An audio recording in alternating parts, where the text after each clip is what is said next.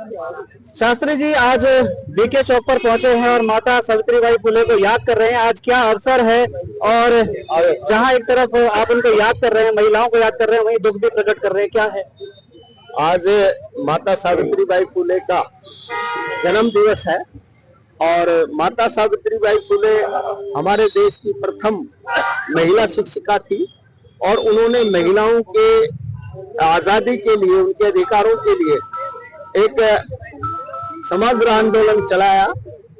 उन्होंने बेटियों को पढ़ने के अधिकार की आवाज उठाई, बराबरी का सम्मान देने की बात उन्होंने उठाई, उन्होंने बाल विवाह के खिलाफ आवाज उठाई, उन्होंने पुनर्विवाह करने के लिए समाज में आवाज उठाई और आज उनके आंदोलन और संघर्षों की बदौलत आज महिलाएं बहुत तरक्की कर रही हैं, दुनिया में भारत का नाम रोशन कर रही, राष्ट्रपति से लेकर के प्रधानमंत्री और मुख्यमंत्री तक, और यहाँ तक कि जहाज उड़ाने से लेकर के हमारी जो फोर्स है, मिलिट्री है, उसका भी नेतृत्व वो कर रही है।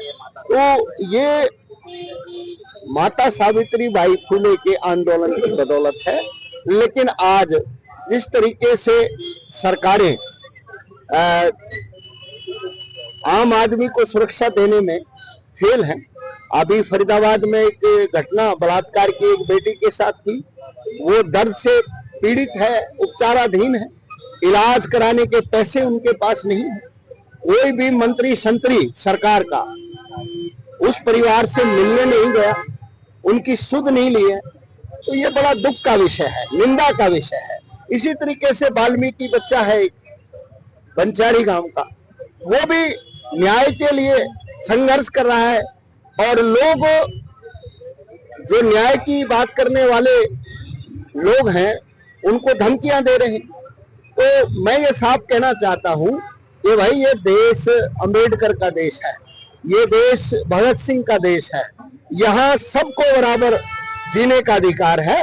अगर कोई हमारी आजादी पर हमला करेगा, कोई हमारे वर्चस्व पर हमला करेगा, हम उसको बर्दाश्त नहीं करेंगे और इस न्याय की लड़ाई को आगे बढ़ाएंगे। डॉक्टर भीमराव अंबेडकर के विचार को, ज्योतिबा फुले के विचार को, साहू जी महाराज के विचार को और माता सावित्रीबाई फुले के विचार को और आंदोलन को हम आगे बढ़ाएंगे। बात करें जैसे जो अभी चर्चित मामला है फरीदाबाद का, जो गैंगरेप मामला है, इसमें अभी तक क्योंकि विपक्ष के लोग पहुंच चुके हैं, हालांकि इसमें कोई राजनीति वाली बात नहीं है, क्योंकि महिला के साथ वाकई बहुत कुछ गलत हुआ है। सरकार अभी तक अपनी तरफ से जैसे कई बार मुआवजे या कोई ऐसी बात करती है, क्योंकि 2 लोगों को तो पकड़ लिया गया, लेकिन न्याय अभी भी अधूरा है, क्योंकि महिला की जिंदगी खराब हो गई है, चेहरा पूरा खराब हो चुका है और इस स्थिति में नहीं है कि अपनी जिंदगी को आगे बढ़ा सके, उसके बच्चे भी हैं। देखिए, इसमें राजनीति वाली बात नहीं है। जो लोग सत्ता पर आज काबिज हैं, उनका दायित्व बनता है कि समाज में किसी प्रकार का उत्पीड़न या किसी प्रकार का अगर अन्याय होता है तो वो तुरंत प्रभाव से हस्तक्षेप करें। लेकिन दुर्भाग्यपूर्ण बात है कि सत्ता ऐसे लोगों के हाथ में है जो वहां उस बच्ची और उसके परिवार से मिलकर भी नहीं आए, सांत्वना तक नहीं दी। जहां तक इलाज की बात है तो उस बच्ची का चेहरा खराब हो चुका है और वो एक प्राइवेट हॉस्पिटल में है, जहां पर वो इलाज का खर्चा उठाने में असमर्थ हैं। कल वो डीसी से मिले थे और डीसी ने भी शायद उनको कोई किसी तरीके का रिलीफ नहीं दिया है। तो ये बड़ा सवाल है।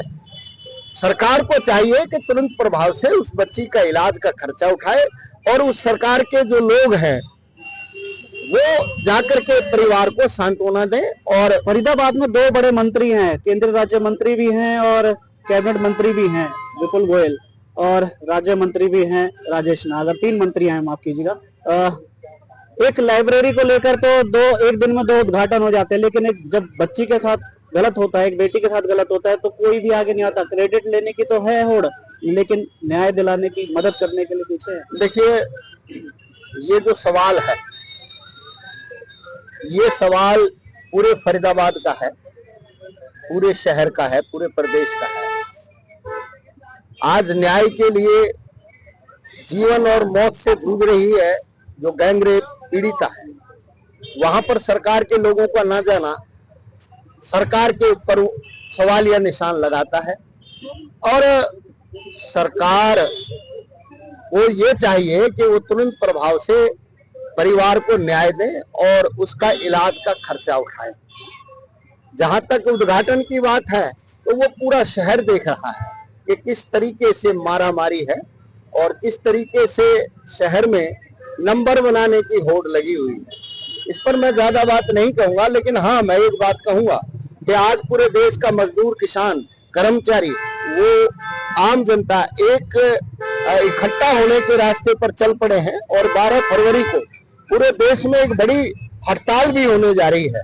और ये हड़ताल में जो प्रमुख मुद्दा है वो किसानों के एमएसपी का मुद्दा है, वो बिजली बिल का मुद्दा है, क्योंकि ये स्मार्ट मीटर लगा करके आम आदमी के घरों पर जो मीटर लगा रहे हैं वो प्रीपेड मीटर होंगे, यानी कि आम आदमी को बिजली की सुविधा से वंचित कर दिया जाएगा। साथ में श्रम कानूनों पर इन्होंने हमला बोला है। और हरियाणा में तो बड़े कमाल की बात हो गई, श्रम विभाग में ही करोड़ों रुपए का घोटाला, जो मंत्री श्रम विभाग के हैं वो मुख्यमंत्री से मांग कर रहे हैं कि इसकी जांच करवाई जाए। और मजदूरों को न्याय नहीं मिल रहा है, आम आदमी को, दलित को, महिला को न्याय नहीं मिल रहा है। तो ये बहुत बड़े सवाल हैं। इन सारे सवालों पर और पूरे देश का मजदूर, कर्मचारी एक होकर के 12 फरवरी को राष्ट्रव्यापी हड़ताल हम करेंगे और उस हड़ताल की तैयारियों में पूरी ताकत हम लगाएंगे।